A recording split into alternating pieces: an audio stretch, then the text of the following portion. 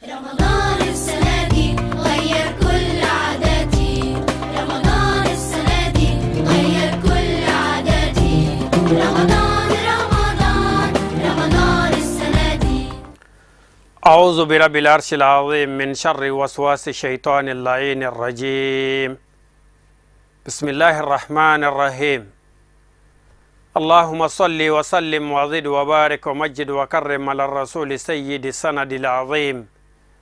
ذي القلب الرحيم محمد وآله الطاهرين المعصومين،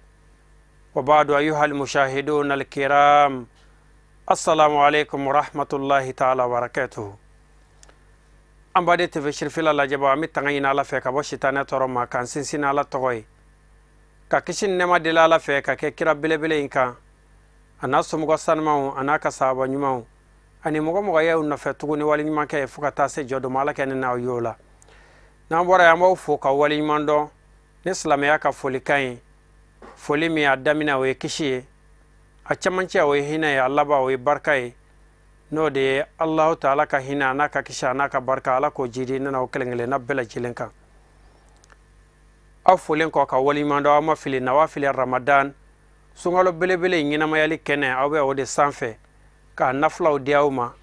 kala munun ka kanka ka kono fuka ta se wurde munun bike sele nono bane kofe bitu ye sungalo tle mugan fly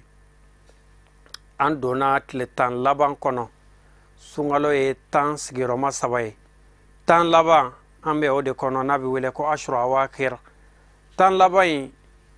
ni wati belebele bay alakira baka wulika jowa naka chasiru tumechaya ni kalo ina kosebe amba Aisha lebo lakala nye ko alakira ba kishi ani nema bay kena iza dakala ashru awakir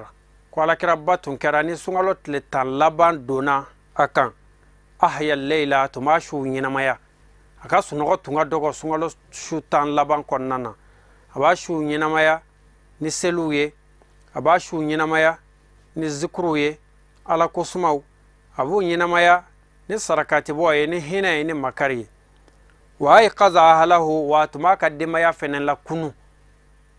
wa shadda mi'zarahu atmaka chasri jala geleya okoro a chasri juru atumo geleya ميزارا كناية دي عن استعداد للعبادة والاجتهاد أبا فكافو وشد ميزارا واتمتشسر كي بطولة أبي ولك جو منك ودي شد ميزارا ودو كلا كو كناية عن اعتزال النساء كو كي يرما جيا مصوفي بارو چايا مصوفي كما چاما والما فوقتاسي دلاما كو كي يرما جيا ولولا كو دي وشد ميزارا كوري kuma dakurunya kele kone miye sungalo tletan laban tumana se alakira baka bato tumichaya kono aka alakosuma tumichaya kono aka wulika jo tumichaya kono watunti daira kuma atumaka dema ya kunu ka faraire kan okuma na fa ngancha siri ni alakira cha siri toye wati min kono ay fendo ye ala aleti kofoike akunfe wati kofoike gwansa okuma na fa anyuru kan cha siri no kera antikala ngolon tibo alake here kanye bitu ye sungalot le muga ani fladoye muga ni sabashu nafla amina bo ka odedi au masisa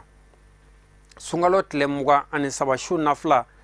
arba rak'atin o arakan nani yakrau fi kulli rak'atin bi fatihati kitab arakan nani salam bla kofla arakan kele bi fatiha shen kelenke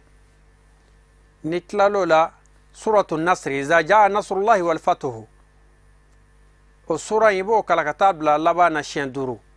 سورة الإخلاص نو يقول هو الله أحد الله صمد لم يلد ولم يولد ولم يكن له كفوا أحد شندورو مسكاكا سنغالو مغاني سباشو نفلا ليلة ثالثة وعشرين مغاني سباشو نفلا 4 ركعات أركان ناني سلام بلاكو فلا فاتحة شنكلي أركان كيلو أركان كيلي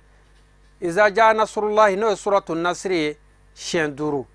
قل هو الله سورة نو سورة إخلاص شندورو أكمني السلام فلانا بلالي فبي ورد من كانوا يا ذكر يا هادي يا هادي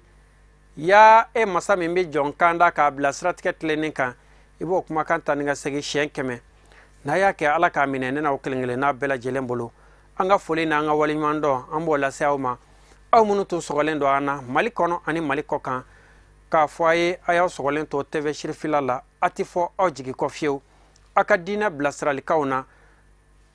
tile yɛrɛ bɛɛ lajɛlen kɔnɔna na 24 heures sur 24 heures i sɔgɔlen to TV Sirifila la foli la kumaba an b'o di an ka sababu ɲuman ma an fa ani an karamɔgɔ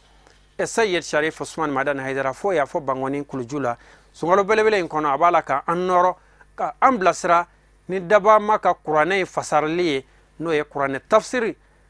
walima i k'a fɔ kuranɛ sharhuli sabula ale b'a fɔ cogo min na o ka bon tuma dɔ tafsiri yɛrɛ ale bɛ sharhu yɛrɛ de kɛ k'a di ma f'i yɛrɛ bɛ taa fɔ ko a to ten sa an bɛ karamɔgɔkɛ in fɔ ala k'a mɛn an kɔrɔ ala ka hɛrɛ kɛ an n'a ye ka jamana in basigi ala k'o k'an ye sigida caman ala k'o yira ne n'aw la ka kalo in timɛ yira an na ka barajiw mɛn ka an kɔnɔ a k'an bɛ diɲɛ waati wɛrɛ wa shukran lakum fi amanillah